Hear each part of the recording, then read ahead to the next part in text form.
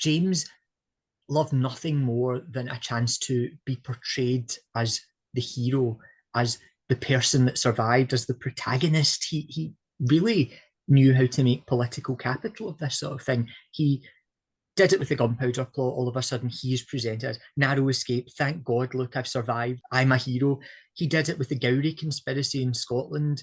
Look, I've escaped an assassination attempt. Aren't I amazing? Hasn't God clearly chosen me? He did it with the witches in 1590 to 91. Look, there was this evil witchcraft attempt, treasonous attempt on me. I foiled it. I escaped. Aren't I great?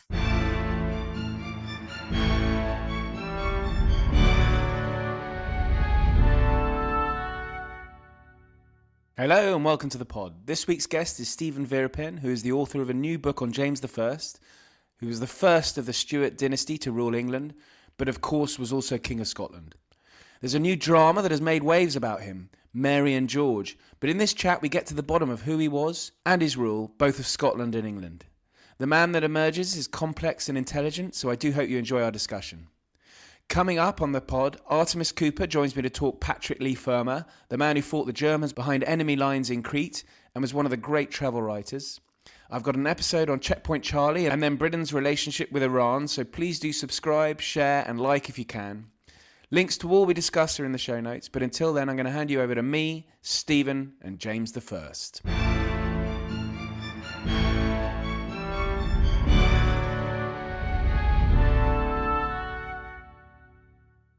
Stephen, great to have you back on the pod. It's been a while, but you've been on a number of times. But thank you for coming back on.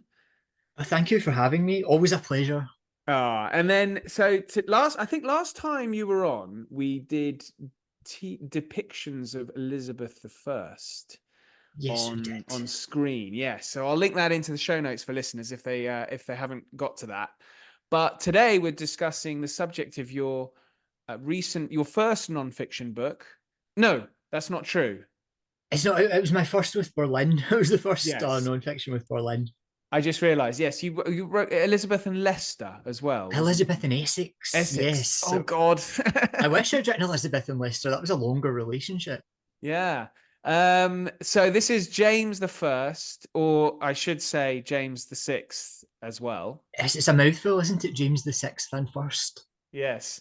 And so he's an interesting character. He's a monarch. I remember you mentioning this before, maybe a monarch that is often we skip over. We have Elizabeth, obviously gets a lot of attention. Then we skip over and go to Charles I, who lost his head. And we do miss out on quite a lengthy reign and a very interesting character actually, when you dig into it and look through your book. I think so, yes. Why do we ignore him, or why does he get brushed over? And I think it is, you have this big iconic figure in Elizabeth I. As we spoke about all the depictions of her, I had to boil it down to 10. There were far more than 10 depictions of Elizabeth on screen. And then with Charles, you get the big tragedy, the decapitation, the civil wars, all of this high drama. And James then seems to almost get lost in the space in between. There's I suppose, a perception that, well, he couldn't have been that interesting. And I think, well, actually, that's kind of looking at it the wrong way, because he must have been successful to have maintained this peace, this stability for this period. Because, I mean, it could have gone so differently. A foreign king coming to the throne, it actually worked out a fairly stable, settled way. There are many dramatic things, well, early on in his life. I mean, he becomes King of Scotland at the age of 1, which... Yes, yeah. Scotland had a habit of crowning children, didn't it? Although what was unusual there was that his mother was still alive. It wasn't a case of, as Mary Queen of Scots had come to the throne at 6 days old, that was because her father had died. James came to the throne at a year old because his mother had been deposed. So it was even more turbulent, I guess. I mean, they were a different religion. Mm. What was the relationship between... I mean, they didn't have a relationship, did they, Mary and James? They didn't know. There were attempts at a kind of long-distance relationship by letter. Now, that was unusual. We know from various royals of the period that it was almost kind of normal. It's become like a cliche to say, oh, yeah, royal children were always brought up away from their parents. They were always fostered out into noble households and things. And yes, that's true, but it wasn't a normal thing in James's case, because not only was he separated from his mother, he was actively taught by the Protestant elite who kind of won the coup and gained control to hate her and to fear her and to despise her. All of this sort of horrible stuff that was poured into James's mind as a child. What effect did that have? Because I mean, being apart from your mother, even if it was, as you've just mentioned, it wasn't massively unusual. I mean, Yes, it's you would think even if you were apart from your parent as a royal child, generally you were taught to respect them and to almost hold them in awe. I mean, this was a biblical commandment. You should obey your mother and father and all that sort of stuff. James was taught the opposite by the people that surrounded him. He was taught your mother was an evil woman. She murdered your father. You should hate and fear her. And I think the effect of it actually was the opposite, probably, of what quite a few people wanted. He ended up fairly fascinated by his mother. She was this remote, interesting figure, and he became really obsessed with the idea of family in general. As we see in his later relationships, he was always trying to build a family. oh, that's quite, It's sad, isn't it? yeah, Yes. it is. It is. And his father, his father was this quite kind of, you discussed his father on a previous episode. Was a bit of a lunatic, actually, wasn't he? Yeah, I feel a bit sorry for Darnley. I probably am the only person that does. The reason that I feel a kind of sympathy for him is his age. It's Yeah, he really was just young, his wasn't he? age. Yeah. He was really young. He was 2021 when he was assassinated. And I mean, it was kind of, he was thrown in at the deep end of Scottish politics and of English politics, really, and didn't have the brains or the maturity to deal with it. And that's why I kind of. I mean, I'm not saying he was a good person, or he certainly did some very bad things, but I think it's possible to have a kind of sympathy for him.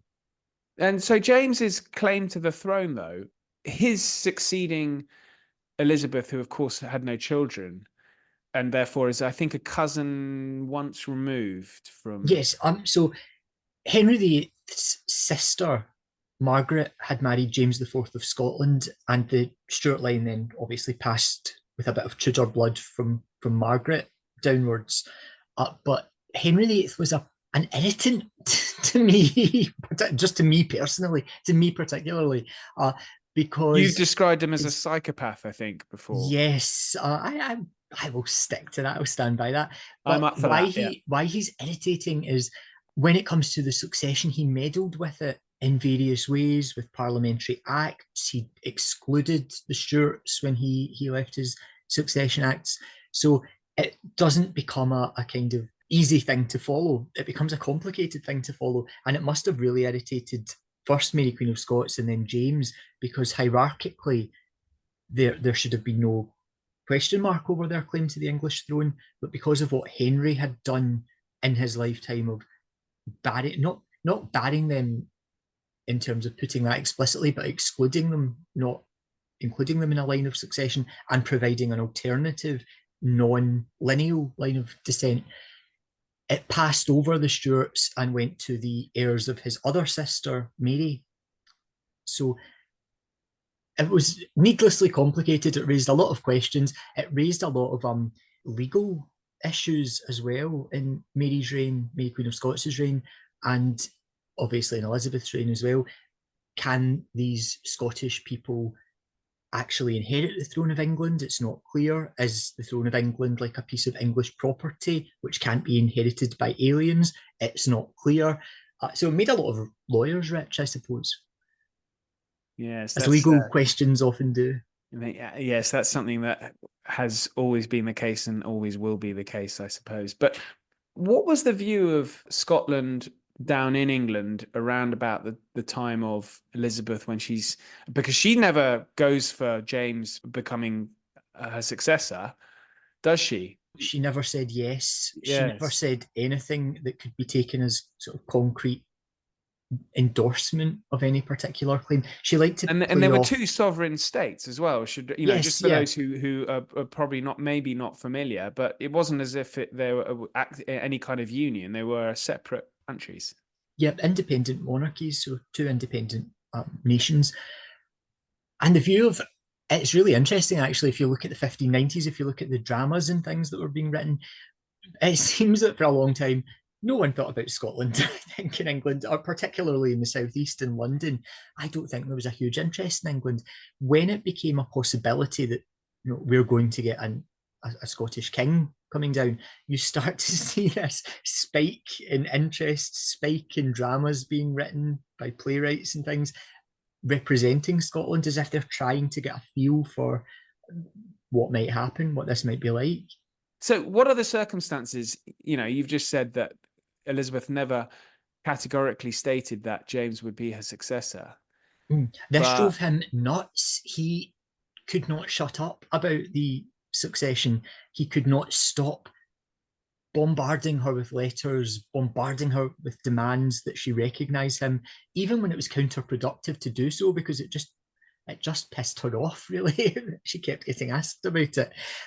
What he did, first of all, was try and set up contacts at the English court, which would kind of build a party or a faction in his favour. He bet on the wrong horse, first of all, though, with Essex, Robert Devereux, the Earl of Essex, who, as we know, tried to launch a coup against Elizabeth and failed and lost his head. But James, I mean, that could have been disastrous if it all come out that James had been communicating with this guy. so James that was was never revealed. That It was never revealed. he got away with that. Essex did James a solid at the end before he was captured. He threw the letters in the fire. So it Wow. was. I suspect Elizabeth probably knew or suspected, but she never made a big issue of it.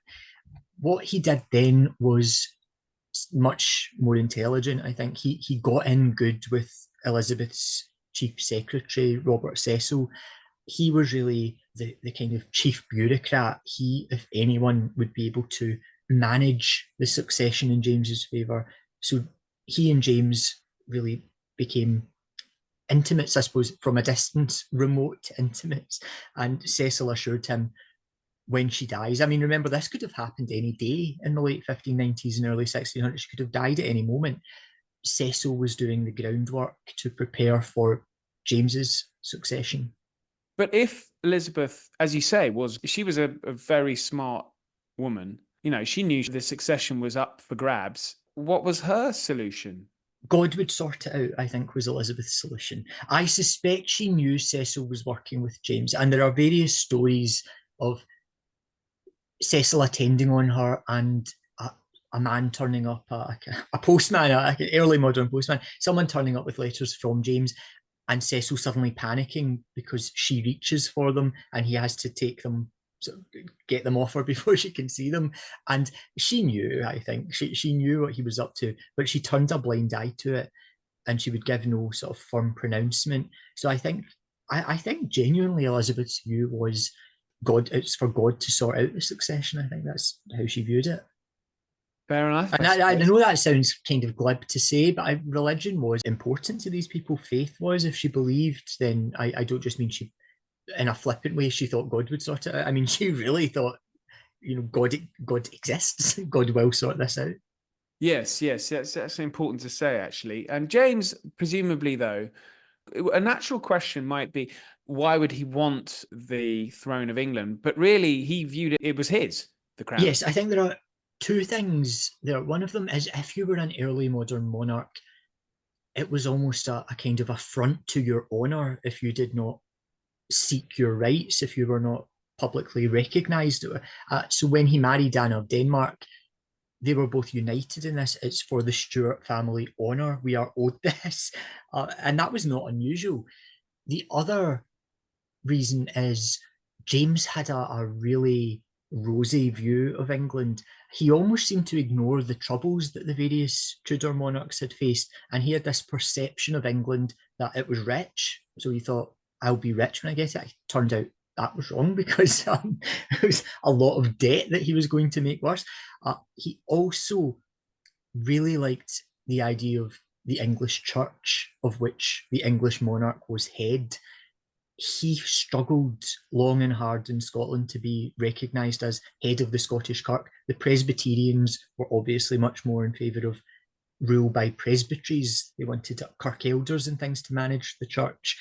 They didn't think that a secular monarch had any right to claim supreme spiritual authority, whereas James could look south and he saw Elizabeth as supreme governor of the English church. He saw a flock of loyal bishops and he thought, God, that's what I want and that's what I deserve. Now, I've taken quite a kind of English view there by asking about the English throne. But of course, he's King of Scotland. And so what about the Scottish subjects? What was the view in Scotland that, he physically moved south to London? Were they happy with the arrangement of the unification of the crown? No, I think no is the answer. There was James wanted more than the unification of the crowns. He wanted full political union, but not just for its own sake. Again, because he had this idealised view of England, he wanted Scotland to be anglicised. That's really his big political goal, which he never achieved because the Scots didn't want it and the English didn't want it. So he pressed on in the first decade or so of his English reign, trying to almost force at first or cajole and press forward with this idea of a union of the two countries into one. And he was fighting a losing battle. Within a few years of him acceding to the throne, he has to deal with a massive assassination attempt. Yes. Oh, he loved it. He loved it. James, one of the things James absolutely loved was narrow escapes from death. He tried this multiple times. I'm not saying the gunpowder plot wasn't real, it was very real, but James loved nothing more than a chance to be portrayed as the hero, as the person that survived, as the protagonist. He really knew how to make political capital of this sort of thing. He did it with the gunpowder plot. All of a sudden, he's presented as narrow escape. Thank God, look, I've survived. I'm a hero. He did it with the Gowrie conspiracy in Scotland. Where, look, I've escaped an assassination attempt. Aren't I amazing? Hasn't God clearly chosen me? He did it with the witches in 1590 to 91. Look, there was this evil witchcraft attempt, treasonous attempt on me. I foiled it. I escaped. Aren't I great? Oh, so let's hear about that, the witches then, because Leanda Delar was on. We did a quick run through of the Stuarts, and she mentioned the fact that James was rather upset that people didn't remember the Gowrie plot. They banged on about the gunpowder plot, but the Gowrie plot got overlooked. So I think no one remembers. Remember the 5th of August. It doesn't roll off the tongue. Exactly. But the witches, and this is, prescient, given that I think you've told me you've just finished a book on witches. So what is James doing with witches in Scotland in the 1590s? Well, in the 1590s, a lot. In the 1580s, not very much. So something happened. Something really sparked an intense interest in the occult and the supernatural. And that, I mean, we know what it was. It's when he married Anna of Denmark, he sailed over to Norway, actually, and then on to Denmark to retrieve her because strange storms had sprung up in the North Sea that prevented her from making it over to Scotland. In Denmark, this was blamed on witchcraft. And James got to hear about this. And what he seems to have done is decided the Danish witches who were rounded up and tortured and all horrible things, they couldn't have been working alone. So he started to look for Scottish witches. And the funny thing, it's not funny, the odd thing about these kinds of trials is when authorities start looking for something, they invariably find it. And so James, as the authorities had done in Denmark, I mean, they didn't just round up randoms. They had suspected witches on other charges and they tortured them until they admitted that, oh yes, we also raised the storms and here are the names of the other people that were involved. Same thing happened in Scotland almost immediately when James became interested in this. A servant girl, Galis Duncan, had been taken up by her master, and all of a sudden she started admitting it wasn't just sort of independent witchcraft she'd been up to. It was a big plot involving lots of names, and And all of was a this that sudden, was she just asked an innocent question and she immediately volunteered the information, or was she put through a rather strenuous questioning session? Was she I taught? suspect she was put through a very, very strenuous questioning session. Now, it becomes tricky to know exactly what happened in that. That became the first really big witch hunt in Scotland. It wouldn't be the last, but it became the first one. And we have various sources on it. We have some of the trial records. They don't tell us what went on in between these people confessing. So they might have someone admitting to this, admitting to that.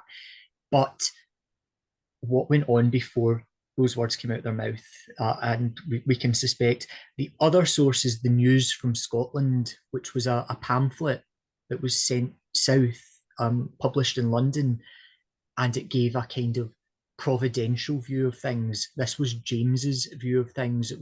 There was a treasonable conspiracy at work, basically. Now I guess a terrorist plot, but using witchcraft as the means. And James, being a hero, foiled it, and being chosen by God was specially protected, and all of this sort of stuff. Now, I don't think he was acting cynically. He believed this, and it's very easy to look back and think, God, what a gullible idiot! It was all nonsense. No such thing as devilish witchcraft. But James really fancied himself, with good reason, as a kind of modern intellectual, someone that had done the reading. He had done his homework. And what the reading and the homework at that time in Europe were really pushing was witchcraft is real. It manifests in very particular ways. It involves the pact with the devil, which hadn't always been a kind of accepted thing. So James was at the forefront of modern intellectual thinking on witchcraft. It wasn't that he was looking backwards and being really sort of medieval in his views. It was the opposite. He was being the Renaissance man. This stuff exists. He's found it. He's uncovered it. It's almost like a qualification as well. It helps down south when you, I guess, when you head south to become monarch. Yes, that he was the prime enemy of Satan in Scotland. Yeah. And there is a big question why, and lots of books will tell you James grew more skeptical when he went to England. He sort of repented his earlier gullibility. Not at all. He had always been a skeptic of false witchcraft, of sort of frivolous witchcraft. He'd always, since he started learning about it, been a believer in genuine demonic witchcraft, and he maintained that. So when we see him stopping trials in England and sort of exposing frauds in England, he's not doing that because he's suddenly become skeptical. He's doing that because he was always very keen to sort of distinguish real witchcraft, the real demonic stuff, which he thought, because he had this jaundiced view of Scotland, was everywhere in Scotland, from false, illegitimate attempts at witchcraft, which he I suppose wanted to expose. I suppose it's like modern day Catholic Church, I think, and its view of exorcisms. As far as I'm getting, I was raised Catholic, but I'm not an expert in Catholicism or anything. But from what I understand, the Catholic Church now still has exorcism as a kind of real phenomenon. It accepts it as a real phenomenon. It does, however, try and investigate cases to sort of distinguish real possession cases from false ones. So that's exactly what James was doing. It doesn't mean that the Catholic Church doesn't really believe in exorcism if it sort of denies some of them. It doesn't mean that James stopped ever believing in witchcraft just because he exposed false cases. Interesting. That's a side of him I had absolutely no idea about. It's again, something that has been raised so many times by guests is this idea. Religion was such a central part of life, where we now live in a world where it just isn't. Yeah, yeah. For the majority. And it becomes it becomes very easy then to be cynical. I think I found myself doing it. You look back, you think, oh, they must have known that wasn't real. They must have sort of seen the flaws in logic there. But what we see as flaws in logic are coming just from a different worldview. I mean, James wrote after the North Berwick witch case, the 1590 to 91 one was called. He wrote his book Demonology, in which he really set out his stall for what is real, what is not real, what can be accepted as evidence, what can't be accepted as evidence. So he made his feelings clear. And then he drove another witch hunt in 1597 to purge Scotland of these witches. So I think it was he. I mean, I really do think he had such a suspicious view of Scotland based on his youth and his childhood and the kidnapping attempts, the assassination attempts, these things, that he really believed that Scotland was the devil's playground. Scotland found rich. Like a sort of failed state in a way. Exactly. Although I think he would deny the failed part because he was very much... He had fixed it, right. He was fixing it. So I think he could very easily believe that Satan found lots of slaves, as he called them. He called witches the devil's slaves. The devil found a lot of them in Scotland. He found it more difficult, I think, to reconcile England being, I guess, prone to lots of witchcraft cases. So he was quite willing to expose the fakes there. It's interesting that despite the sort of tumultuous period of the Reformation and Edward VI, Mary, and then Elizabeth's, the plots that were going on as well, England he views as a more stable country. I don't know. I'm saying these things that I'm probably wrong, but no, I think you're right, and it's something that I've just always struggled with, because it is very clear to me that he did view England as far more settled, far more stable. But why? I mean, yes. He must have known. I think he really almost looked up to Elizabeth. I mean, he resented Elizabeth a great deal, but I think he did have this perception that she had kind of done it. She had settled England. He wanted to settle Scotland, and then he wanted to almost gain that settled England as well. Well, he was probably right. I mean, this podcast is a huge fan of Elizabeth. She is on our logo, our new logo. Oh, good. I like Elizabeth. Yes. A lot of time for her. So you're saying he resented her, but I'm using very general terms, so I hope the listeners can forgive me. But generally speaking, Elizabeth is hugely admired now. Was that the case for the time? In England, I think it's such a difficult question to answer. I mean, there are lots of studies that kind of question the mythos. What we can't deny is that the myth was effective. I mean, you see the myth of Elizabeth within years of her death taking on totemic proportions. People are looking back and just waxing nostalgic about what a great time it was when Elizabeth was alive and we were at war with Spain, all of this sort of stuff. So the myth was massively effective. There were lots of people in Elizabeth's reign who couldn't stand her and who were reported or arrested or all kinds of things, got into trouble for saying things negatively about her. So she obviously, but no leader is universally popular ever, but I think she had kind of institutions which she managed to manage extremely effectively. So she managed to, despite being a woman, and I think that's worth commenting on, she managed to position herself as head of the church, supreme governor of the church. She managed to kind of push down this rising Puritan sense that was popping up. It kept popping up under James. It certainly kept popping up under Charles. She managed that. She managed parliaments effectively. Yes, she would clap people in the Tower of London if they spoke about her marriage or anything, but she managed to sort of govern all of these institutions, which others would have found difficult, I think. Rather like her namesake, Elizabeth II, who during her reign came under quite a lot of fire, particularly, around the mid-90s. And now when you hear commentators talking about Elizabeth II, there's a lot of reverence, and you don't really hear... Yeah, certain figures are almost placed beyond criticism, which is, I think it's actually kind of dangerous to do that with people, to put them beyond any sort of criticism. But yet you do see it.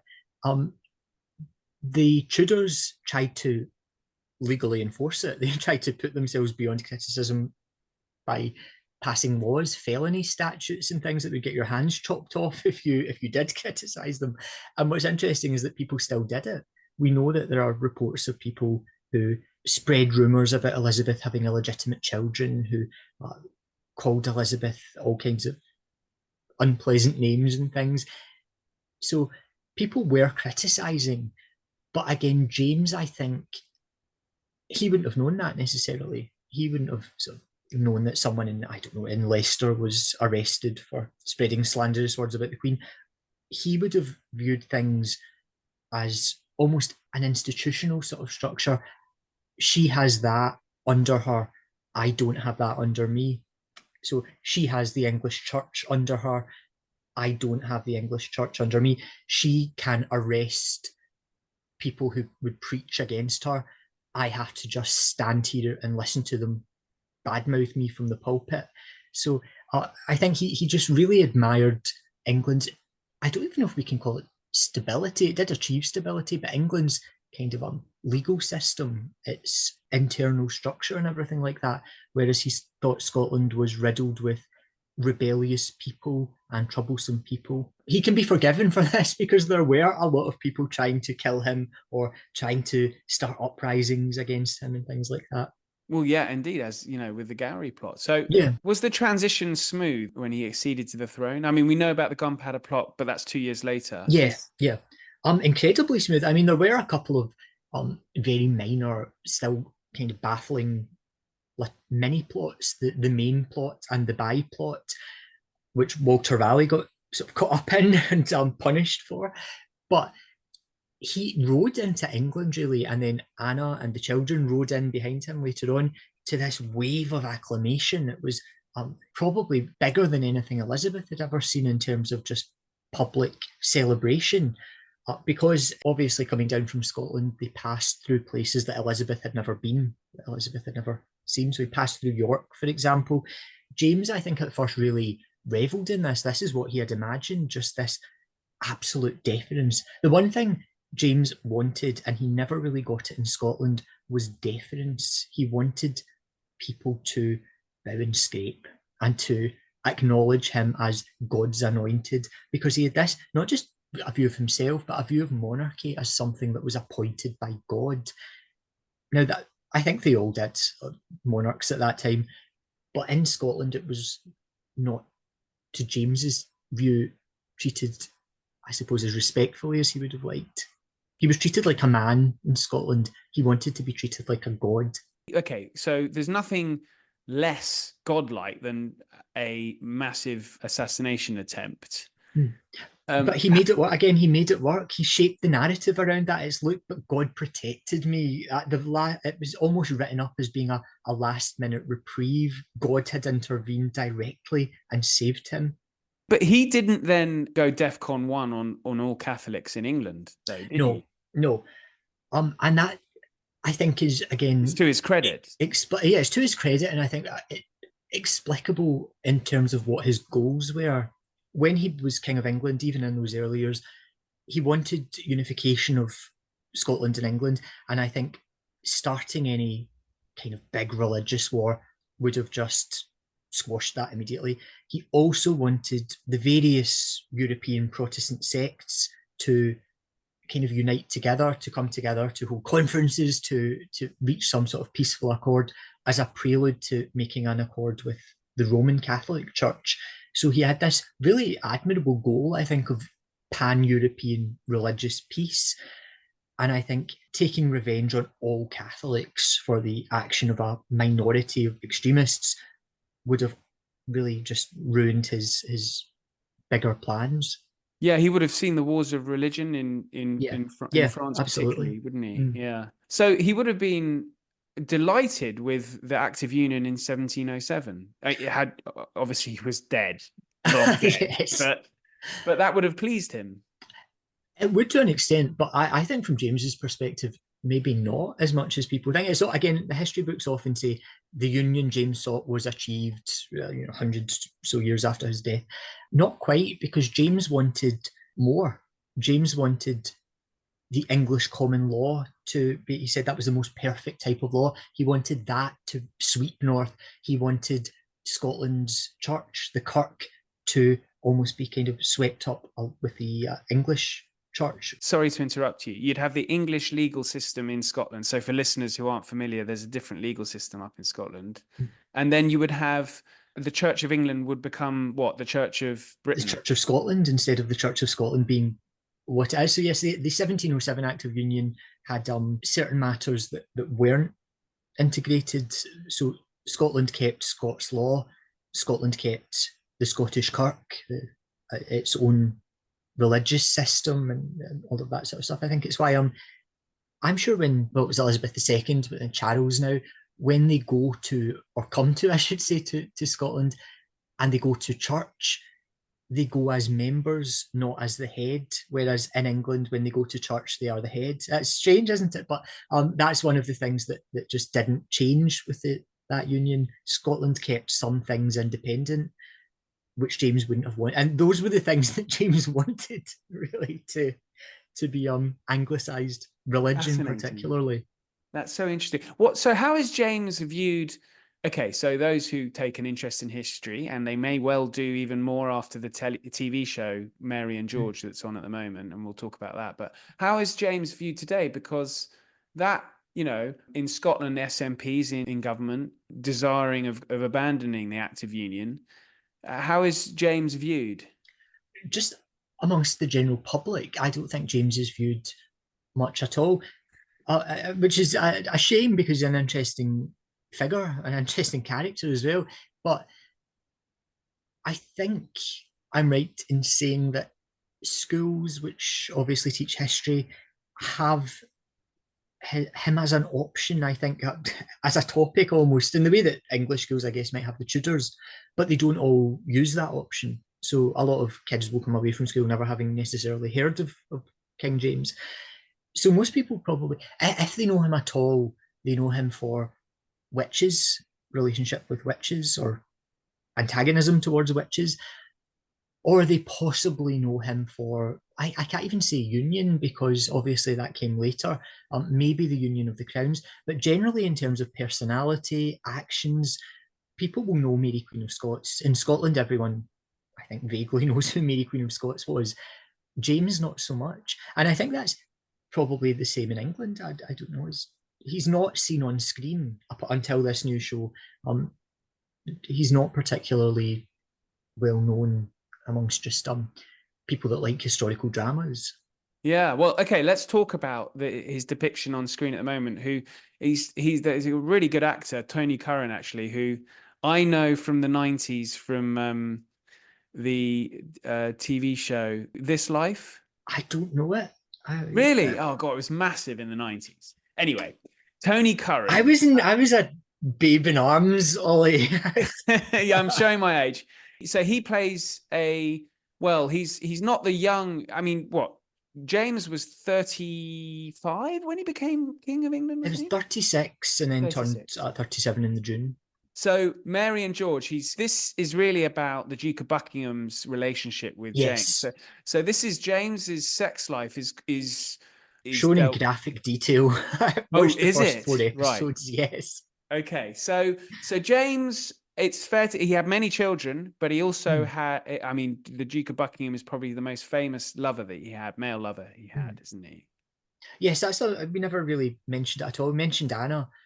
James was bisexual, but I think historically he has been seen as, that would be brushed over, or more recently he's just been seen as being homosexual, but he was very definitely bisexual. How do we know that?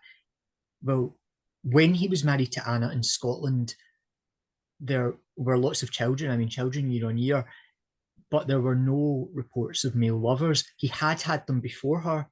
He married her and seemed to be getting satisfaction, I suppose, with his wife.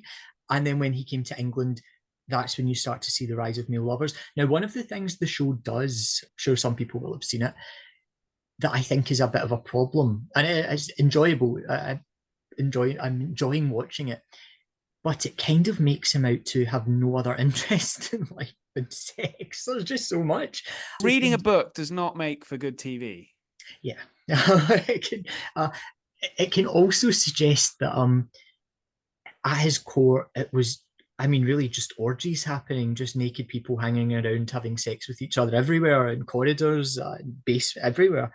Uh, but what's interesting is that when he took on his more famous male lovers, Somerset, Robert Carr, who he made the Earl of Somerset, and then Villiers, who eventually became the Duke of Buckingham, he seems to be, I guess, fairly faithful to these lovers. I don't think it's a coincidence that when he fell in love with Robert Carr, that's when the children stopped with Anna. Her last child was 1606, I believe. Then he fell in love with Robert Carr the next year. No more children. So he'd obviously transferred his affections on his son. Yeah, as you say, that implies an affection rather than he was going around doing everything to everyone. Yeah, I know, but I have to say, in that show, everyone's doing everyone. No one is faithful to anyone, from what I've seen. But I suppose it's if we had a drama series about Henry VIII, when he falls in love with Anne Boleyn, we are reasonably sure that, it's in a drama he's going to stick with Anne Boleyn. We know he's not then suddenly having orgies in the palace. So I thought that was kind of unusual. James, when he fell in love with someone, seemed to stay fairly faithful to that person. I mentioned, just to get probably a rise out of Leander, and she didn't give me much time, as is her style, that James laid the groundwork for the English Civil War, which is very unfair because the Civil War took place many years, what is it, 16 years after his death? Yeah, so he died in 1525. And 1625. 1625, sorry. Yeah, and it's 1640. I was only 100 years out. Yeah. But that is a big question, because it is possible, and I know historians for years and years and years, centuries probably, have tried to find the roots of the Civil War. I mean, if we are going to say it was James and his fraught relationship with Parliament, then you can't stop there. Then no, it was Elizabeth and her fraught relationship with Parliament that James every inherited. monarch, falls out with Parliament. Or it was, in fact, no, it was Henry VIII who emboldened and empowered Parliament, sort of brought them into the national conversation when he wanted really to stamp authority on his divorces or his succession acts and things like that. So, yeah, looking for the roots of the Civil War, you can see things in James's reign, but you can see things in Elizabeth's reign. You can see things going right back. James, like Elizabeth, had confrontations with various parliaments, and there was the addled parliament, for example, but he was able to avoid major constitutional conflict. So he would have these celebrated moments, these ripping things out of the parliamentary book and things in a rage, but he knew how to kind of back down, to climb down. Whereas Charles, I think Charles is interesting in that he didn't know when to back down, but neither did Parliament. So both of them, I mean, that was just a perfect storm, really, of stiff-necked people on both sides. It was always going to lead to some sort of conflict. So James was probably a little bit cannier in that regard. James was a cannier king, I think. He knew when to make a sort of dramatic argument. He knew when to make take advantage of the high drama of the moment to put his foot down, but he knew when to back down as well. You've briefly mentioned his legacy, I guess, amongst Scottish school children. But for those in England, he's mentioned as James I, and unfairly, no one says James, or fewer people say James VI. Yes, James VI and first. But yeah, how should we look at him really then? Well, I think it's one thing we don't do. I have to commend the Mary and George series for this. For years, for centuries, since just after his death, there has been a horrible stereotype about him written by, we think, Anthony Weldon. This is the image of him sort of lurching around, leaning on people, his tongue too big for his mouth, constantly drooling. This bizarre caricature that people accepted for very long. I still see people accepting it. I've seen people criticise the new show for saying, oh, James is far too understandable. In real life, his tongue was too big for his mouth, and that is not true. It's just people have accepted this as part of the kind of myth of James. So I'm actually pleased to see that the series is showing a human figure. I mean, he might be, yes, shown as being obsessed with sex and a bit more unpleasant than the real James was to people in his inner circle, but it's not playing on the stereotypes that I think a lot of people still hold of him. The idea that he was this sort of buffoonish figure. I mean, even if you look at it from a very high level, to have unified the crowns Mm, during a time when, only a few years before he took the crown of England, England and Scotland were at war. So yeah, it's an extraordinary achievement. And then for it then to remain unified. yeah. I think his real legacy is his success. I think he was a victim of his own success, particularly in England. What he had sought to do was end the Spanish War, the Anglo-Spanish War, which he did, and then maintain peace for as long as possible, which he did until obviously Europe was engulfed in the 30 Years' War. That wasn't his fault. It might have been his daughter and son-in-law's fault partly, but wasn't his. So if we look at it from that side, he achieved peace. That to modernise is a really laudable thing. That he was pushing for this European peace. That's good, but it might not have looked like that at the time. People were starting to look back and think, remember the Spanish Armada when we saw off Philip's galleons and things? Wasn't that great? So you got this weird nostalgia for war.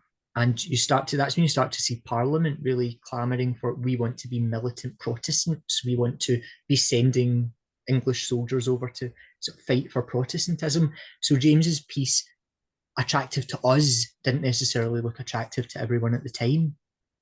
Fascinating stuff. This has been great. So James the First. So the title is James the First, James the Sixth, Wisest Fool. The Wisest Fool, yes. The lavish life of James the Sixth and First. That's one thing that I should have pointed out, that the new show shows a very opulent court. Opulent and I suppose extremely dirty, what's going on underneath. But that's right. I mean, James did have this exceptionally colourful, bright, spectacle-filled court, which people don't associate with him. They associate that with Elizabeth. They associate it with Henry VIII, the really kind of glittering court. James's made their courts look like a Sunday school picnics. It was just really lavish. Amazing. And the wisest fool, that after what we've just been discussing for 45 odd minutes, that seems a rather unfair description of him. Yes, this is the famous sobriquet that he was given, again, from the Anthony Weldon text. It's often ascribed to Henry IV of France, but it wasn't actually, he didn't say it. It's been falsely attributed to him. And the claim was that he was the wisest fool in Christendom because he was wise in small matters, but a fool in great matters. When I think if you look at his reign, the opposite was true. He was very wise in the big stuff, the big ticket stuff, European peace, that kind of thing. But in small matters, personal relationships and things, he could, I suppose, a bit of a fool for love. Great stuff. Well, that's a lovely way to end it. Thank you, Stephen. This has been fantastic. And Thank I've you. put links in the show notes for listeners to find The Wisest Fool. Thank you very much. Thanks so much for listening. I very much enjoyed that. Hope you did too. If you can give me a good rating, that'd be great. But in the meantime, thank you and good night.